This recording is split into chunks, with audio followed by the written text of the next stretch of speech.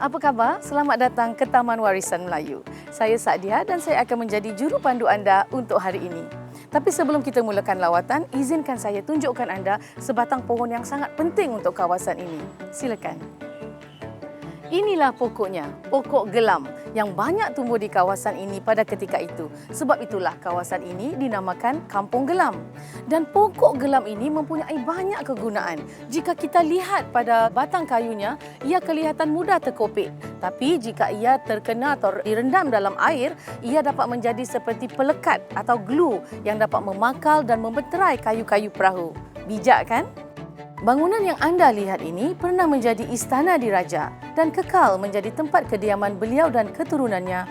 Ia masih dikenali sebagai Istana Kampung Gelam. Istana Kampung Gelam sekarang ini berfungsi sebagai sebuah muzium, iaitu Taman Warisan Melayu. Diwartakan sebagai monumen kebangsaan pada tahun 2015, ia kini menawarkan pameran dan program-program yang mempamerkan tentang sejarah, budaya dan sumbangan oleh masyarakat Melayu Singapura serta pertaliannya dengan Nusantara. Sebelum memasuki muzium, kita harus menanggalkan kasut dan meletakkannya di rak-rak yang tersedia. Ini menunjukkan adat resam orang Melayu yang menunjukkan rasa hormat kepada tuan rumah apabila kita menghadiri rumah mereka dan juga untuk menjaga kebersihan. Sekarang, mari ikut saya.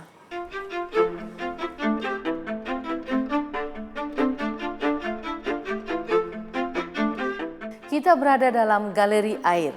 Contoh-contoh ini adalah kapal-kapal dan perahu-perahu yang pernah singgah di muara Sungai Kalang.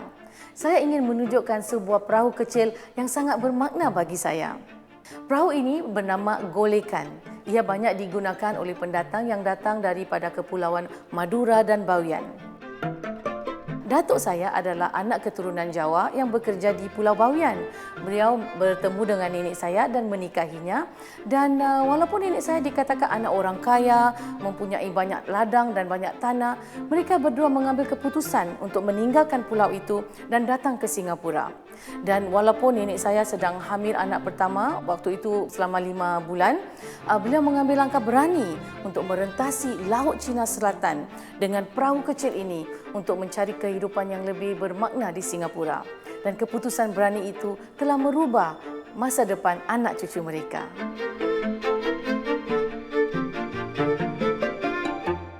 Anak dagang yang datang ke Singapura dari pelbagai kawasan di Kepulauan Melayu juga membawa seni tradisional mereka seperti wayang kulit. Wayang kulit mendapat namanya kerana patung-patung indah ini diperbuat daripada kulit kerbau air. Dari bayang-bayang wayang kulit, dunia hiburan Melayu berkembang ke pementasan teater dan kemudian ke dunia perfilman. Filem digunakan sebagai wadah untuk membincangkan dan mendidik masyarakat tentang pelbagai isu semasa. Bercakap tentang ehwal semasa, sebenarnya ia tidak asing bagi saya. Dulu saya pernah bertugas sebagai seorang penerbit rancangan TV ehwal semasa selepas lulus universiti. Dan sejarah tentang perfilman juga amat saya minati. Sebenarnya sejarah dan warisan adalah perkara yang amat dekat di hati saya.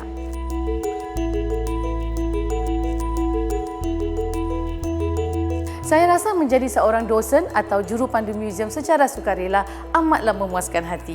Bagi saya, ia memberi saya semacam rangsangan intelektual menerusi kuliah, bahan-bahan bacaan dan kertas galeri yang dihasilkan.